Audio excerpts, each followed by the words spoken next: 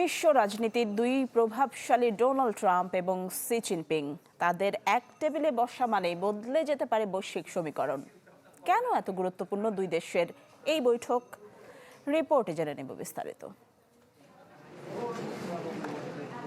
বিশ্বের সবচেয়ে ক্ষমতাধর দুই নেতা ডোনাল্ড ট্রাম্প ও শি জিনপিং, তাদের মধ্যে বৈঠক হলে সেদিকে তাকিয়ে থাকে গোটা বিশ্ব।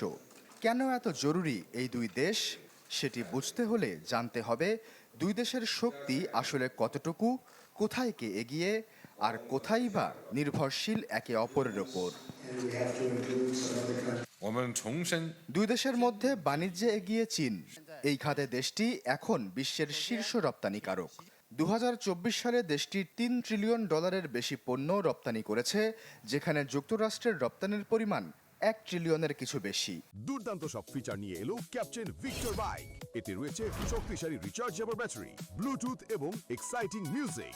ক্যাপ্টেন ভিক্টর বাইক, আনন্দে বাড়ুক শৈশব। বিশ্বের 145টি দেশ এখন যুক্তরাষ্ট্রের চেয়ে চীনের সাথে বেশি বাণিজ্য করে। মাত্র 25 বছর আগেও এই সংখ্যা ছিল মাত্র 30।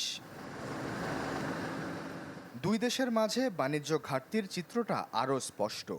2024 সালে যুক্তরাষ্ট্র চীন থেকে কিনেছে $453 বিলিয়ন পণ্য, বিপরীতে চীন কিনেছে মাত্র $145 বিলিয়ন মার্কিন পণ্য। এই বিশাল ব্যবধানই ট্রাম্পের শুল্ক নীতির মূল কারণ। রেয়ার আর্থ বা বিরল খনিজের মোট মজুদের অর্ধেকেরও বেশি চীনের হাতে, প্রায় 4,40,00,000 টন দেশটির দখলে। যুক্তরাষ্ট্রের মজুদ মাত্র 19 লাখ টন। ইলেকট্রিক গাড়ি থেকে সামরিক অস্ত্র, সবকিছুতেই অপরিহার্য এই খনিজের জন্য ওয়াশিংটন আজও বেইজিংয়ের মুখাপেক্ষী। সামরিক শক্তিতে যুক্তরাষ্ট্র এখনও এগিয়ে। 2025 সালে দেশটি প্রতিরক্ষায় ব্যয় করেছে $954 বিলিয়ন, চীনের $336 বিলিয়নের প্রায় 3 গুণ। দুই দেশ মিলে বহন করেছে বিশ্বের মোট সামরিক ব্যয়ের অর্ধেকেরও বেশি। প্রযুক্তিতে অবশ্য চিত্রটা মিশ্র। কৃত্রিম বুদ্ধিমত্তা ও সেমিকন্ডাক্টরে যুক্তরাষ্ট্র এগিয়ে থাকলেও বৈদ্যুতিক গাড়িতে চীন অনেক সামনে।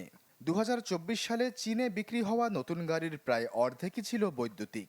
যুক্তরাষ্ট্রে এই হার মাত্র 10%। সবুজ জ্বালানিতেও চীনের বিনিয়োগ $290 বিলিয়ন, যা যুক্তরাষ্ট্রের 3 গুণ। ঋণের ভারও দুই দেশেই ভারী। যুক্তরাষ্ট্রের জাতীয় ঋণ $39 ট্রিলিয়ন ছাড়িয়ে ইতিহাসের সর্বোচ্চে। চীনের ঋণও জিডিপির 94% দাঁড়িয়ে।